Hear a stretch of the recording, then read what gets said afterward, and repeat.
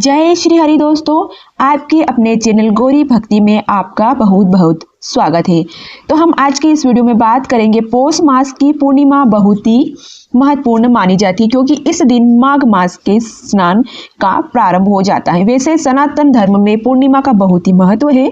शास्त्रों के अनुसार पूर्णिमा तिथि के दिन अगर गंगा या किसी भी पवित्र नदी में स्नान करें तो दान देते हैं तो इससे बहुत अधिक ही पुण्य की प्राप्ति होती है। तो वैसे तो प्रत्येक मास की पूर्णिमा बहुत ही महत्वपूर्ण होती है, लेकिन पौष मास की पूर्णिमा का कुछ अलग ही महत्वपूर्ण होता है, क्योंकि इसी दिन माघ मास स्नान प्रारंभ होता है। जैसे कि हम कार्तिक मास में स्नान करते ना, दान देते हैं, पूजा पाठ करते हैं, उसी प्रकार से माघ में स्नान करने से, दान करने से, जप तप या फिर पूजा पाठ करने से तो इससे कई गुना पुण्य फलों की प्राप्ति होती है। माघ के महीने में का प्रारंभ होता है पौष मास की पूर्णिमा के अगले दिन से, लेकिन जो भक्त मास का स्नान करते हैं, पूरे माघ स्नान का नियम लेते हैं या फिर किसी भी प्रकार के दान या जप तप नियम लेते हैं, वह पौष मास की पूर्णिमा से ही अपने नियम का संकल्प लेकर प्रारंभ कर लेते हैं। तो ठीक है ना।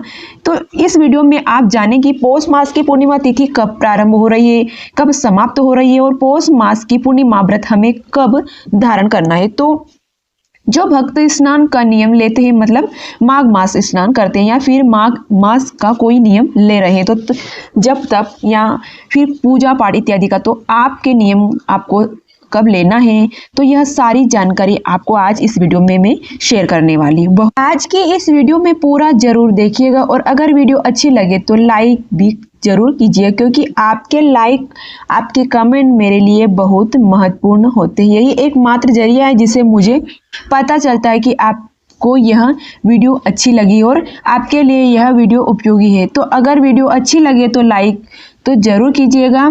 चलिए बात करते हैं सबसे पहले पौष मास की पूर्णिमा तिथि कब प्रारंभ हो रही है, अब समाप्त हो रही है, और पौष पूर्णिमा व्रत हमें कब धारण करना है। देखिए, पौष मास की पूर्णिमा तिथि का प्रारंभ हो रहा है 2 जनवरी 2026 को शाम को 6:53 पर और पूर्णिमा तिथि का समापन 3 जनवरी को होगा दोपहर में 3:32 पर। तो जो भक्त पूर्णिमा तिथि का व्रत धारण करते हैं वह पूर्णिमा तिथि में चंद्रमा को अर्घ्य देते हैं, तो पूर्णिमा चंद्रमा हमें प्राप्त हो रहा है 2 जनवरी 2026 को। तो अगर आप पूर्णिमा का व्रत कर रहे हो तो 2 जनवरी 2026 को पौष पूर्णिमा का व्रत आपको धारण करना है। 2 जनवरी को शुक्रवार भी है और पूर्णिमा तिथि भी है, तो यह बहुत ही दुर्लभ संयोग है।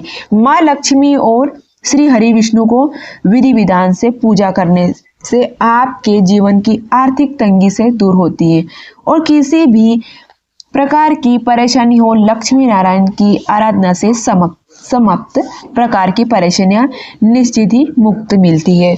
और पौष पूर्णिमा पर चंद्रोदय का समय है शाम को 6 बजे से। देखिए, हो सकता है चंद्रोदय में थोड़ा बहुत 5 या 10 मिनट का अंतर आपके शहर के अनुसार हो जाएगा।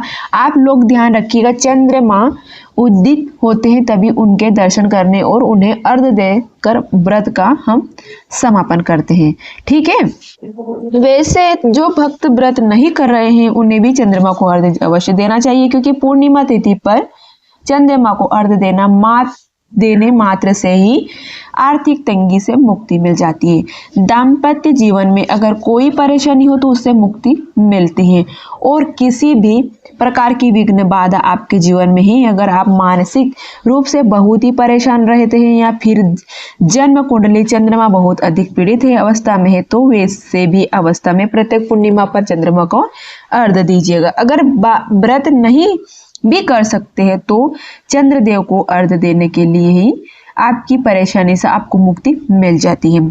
पौष पूर्णिमा व्रत 2 जनवरी को रखा जाएगा, लेकिन स्नान दान की पूर्णिमा 3 जनवरी 2026 को यानी कि शनिवार को मनाई जाएगी। वैसे अगर आप सूर्योदय कालीन पूर्णिमा का व्रत करते हैं तो 3 जनवरी को पूर्णिमा का व्रत आप कर सकते हो। ठीक है।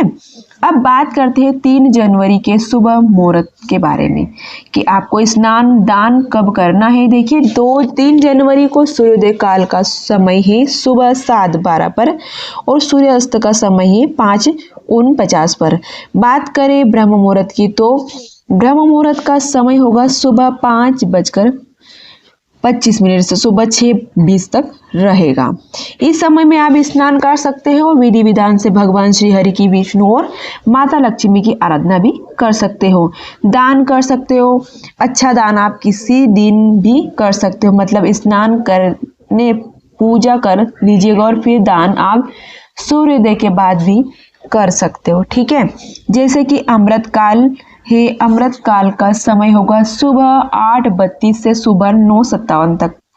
तो यह अमृत काल का समय है। इस समय में आप दान कर सकते हो या फिर पूजा पाठ कर सकते हो, मंत्रों का जाप भी कर सकते हो या फिर कोई भी उपाय कर सकते हो, कोई भी शुभ कार्य कर सकते हो। इसका पुण्य फल आपको कई गुना होकर प्राप्त होता है, या यूं कहे कि इसका पुण्य का फल कभी भी समाप्त नहीं होता है। तो अमृत काल में भी आप कर सकते हो दान या फिर पूजा पाठ इत्यादि। और इससे के अलावा अभिजीत शुभ मुहूर्त भी रहेगा दोपहर 12:05 से दोपहर 12:46 तक रहेगा। तो अभिजीत शुभ मुहूर्त भी आप दान कर सकते हो या फिर मंत्र जाप इत्यादि या कोई शुभ कार्य कर सकते हो, तो है ना।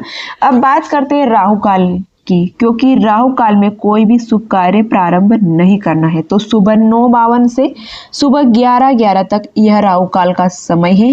इस समय में आपको कोई भी शुभ कार्य नहीं करना है, लेकिन अगर आप पहले से ही कर रहे हो तो बिल्कुल कर सकते हो, कोई भी दोष नहीं लगता है। अब जैसे कि कई भक्त हैं जो कि पीपल की पूजा करते हैं पूर्णिमा तिथि पर, तो पीपल की पूजा आपको करनी है 3 जनवरी को 2026 को। और बात करें सत्यनारायण व्रत की तो कथा के बारे में, तो देखिए सत्यनारायण व्रत की कथा आप 2 जनवरी को भी कर सकते हैं, 3 जनवरी को भी आप कर सकते हो। ठीक है, जैसे कि जो भक्त व्रत कर रहे हैं, अगर 2 जनवरी को व्रत कर रहे हैं तो सत्यनारायण व्रत की कथा आप 2 जनवरी को कर सकते हो। और जो भक्त 3 जनवरी को व्रत कर रहे हैं तो 3 जनवरी को व्रत कर सकते हो। अगर आप सिर्फ कथा ही करवाते हैं और व्रत नहीं करते, जैसे कि कई भक्त जो कि पूर्णिमा व्रत नहीं करते, लेकिन भगवान श्री सत्यनारायण की कथा प्रत्येक पूर्णिमा पर आप तो स्वयं करते हो, तो या फिर किसी भी ब्राह्मण को बुलाकर करवा सकते हो। ऐसे में सत्यनारायण भगवान की कथा 3 जनवरी 2026 को करवाना सर्वश्रेष्ठ होता है। ठीक है, और अगर आप व्रत करते हो ना पूर्णिमा का, तो जिस दिन व्रत कर रहे हो उसी दिन आपको पूर्णिमा तिथि के दिन भी सत्यनारायण भगवान की कथा करनी होगी। सत्यनारायण भगवान की कथा वीडियो आपको मिल जाएगी, मतलब अगर आप कथा सुनते हो मोबाइल से तो इस चैनल पर भी आपको प्रत्येक पूर्णिमा पर सत्यनारायण व्रत की कथा मिल जाती है। आप लोग जरूर देख लीजिएगा। अब बात करते हैं कि अगर आप माघ मास का स्नान करना चाहते हो तो किस दिन से माघ का स्नान आपको प्रारंभ करना है। तो देखिए 3 जनवरी को सूर्योदय कालीन पूर्णिमा के माघ मास के स्नान का प्रारंभ करें, या फिर जो भक्त व्रत करते हैं, जैसे कि पूर्णिमा माघ से प्रत्येक दिन अगर आप व्रत करते हैं तो पूरे माघ महीने का व्रत कर रहे हो, तो अगर आपके लिए 3 जनवरी से व्रत प्रारंभ करना श्रेष्ठ होगा तो कोई भी नियम तो आप ले रहे हो, या माघ मास का वह 3 जनवरी से प्रारंभ करें तो ज्यादा श्रेष्ठ है। जैसे कि दीपदान का नियम ले रहे हो या फिर तुलसी पूजा का नियम ले रहे हो, प्रत्येक दिन पुराण या फिर ग्रंथ पढ़ने का नियम ले रहे हो, बहुत सारे नियम होते हैं कि भक्त अपनी सुविधा के अनुसार, अपनी इच्छा के अनुसार पूरे माघ मास की संकल्प लेकर प्रारंभ करते हैं। तो इसके लिए आपको अलग से वीडियो मिल जाएगी, माघ मास में कौन से नियम आप ले सकते हो और किस प्रकार से पालन करते हैं। अगर आप व्रत करते हो तो व्रत में आप क्या खा सकते हो और किस प्रकार से व्रत आपको नियम पालन करना है, स्नान दान व्रत के नियम होगी, इसकी जानकारी आपको आने वाले वीडियो में मिल जाएगी। ठीक है, तो आने वाली वीडियो को माघ मास के स्नान को संबंधित होगी, आप लोग जरूर देख लीजिएगा। तो दोस्तों यह है आज की वीडियो। उम्मीद करती हूँ आपको वीडियो अच्छी लगी होगा। वीडियो अच्छी लगी तो लाइक कर दीजिएगा और संभव हो तो आप शेयर भी कर दीजिए। अगर आप इस चैनल पर पहली बार आए हो तो अभी तक आपने चैनल को सब्सक्राइब नहीं किया तो आज ही इस वीडियो को अगर आपको अच्छी लगे तो चैनल को सब्सक्राइब कर लेना, बेल आइकन को प्रेस कर दीजिएगा।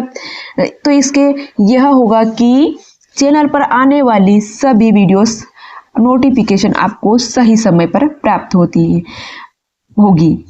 मिलती हूँ मैं आपसे अगले वीडियो में, तब तक के लिए जय श्री हरि और धन्यवाद।